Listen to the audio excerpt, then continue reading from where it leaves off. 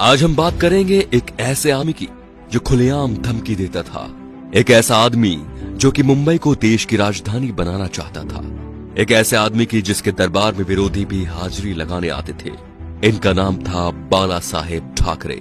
चांदी के सिंहासन पर बैठने के शौकीन बाल ठाकरे खुलेआम धमकी देते थे।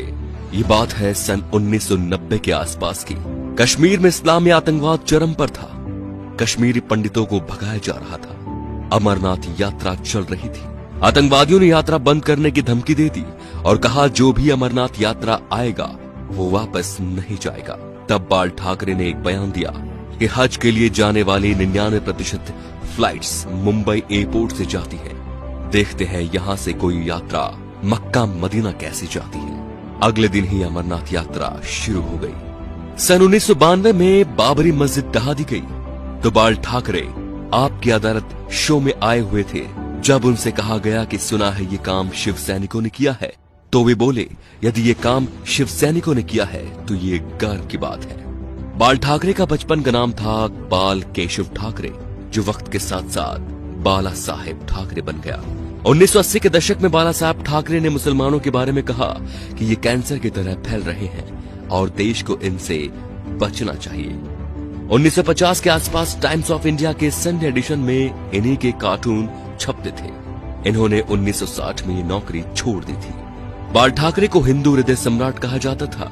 उनका मोदी की तरह बिना देखे भाषण देना लोगों के मन को भा गया। उन्हें सुनने के लिए लाखों की भीड़ एकजुट हो गई थी। बाल ठाकरे जब किसी का विरोध करते थे तो दुश्मनों की तरह, और जब तारीफ करते थे तो ऐसे कि जैसे उनसे बड़ा कोई मित्र नहीं। 19 जून 1966 को बाल ठाकरे ने शिवाजी पार्क में नारियल फोड़कर अपने दोस्तों के साथ पार्टी बनाई, शिवसेना, जो आज भी चल रही है। बाल ठाकरे की एक खास बात थी कि वो कभी किसी से मिलने नहीं गए। बड़े बड़े बॉलीवुड एक्टर बियर पीने और उनसे मिलने उनके घर आते थे, जैसे नरेंद्र मोदी, माइकल जैक्सन। बाल ठाकरे के कुछ स्पेशल शौक थे, सिगार, व्हाइट वाइन एक्सेट्रा।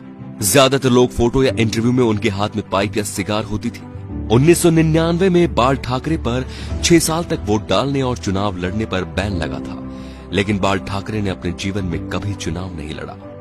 अपनी मौत से 2 महीने पहले ठाकरे का एक बयान आया कि आर्मी मेरे हवाले कर दो, मैं देश को 1 महीने में ठीक कर दूंगा। 17 नवंबर 1912 बाल ठाकरे का निधन हो गया। इस दिन मुंबई बंद था। अंतिम यात्रा में 5 लाख लोग शामिल हुए। थोड़ी थोड़ी देर बाद एक आवाज उठती है, बाला साहेब। लाखों लोग चिल्लाते रहे, अमर रहे। बाल ठाकरे ना तो मुख्यमंत्री थे और न सांसद, फिर भी उन्हें मरने के बाद 21 तोपों की सलामी दी गई जो राष्ट्रपति प्रधानमंत्री को मिलती है। ये रुतबा था बाला साहेब ठाकरे का। तो दोस्तों, ऐसे शेर दिल हिंदू सम्राट के लिए वीडियो को शेयर जरूर कीजिए और उनकी महानता को फैलाइए, ताकि आज जो शिव सैनिक या हिंदू उनके सिद्धांतों को भूल चुके हैं, उनके हिंदुत्व की रक्षा का संकल्प याद दिलाएं। जय श्री राम दोस्तों।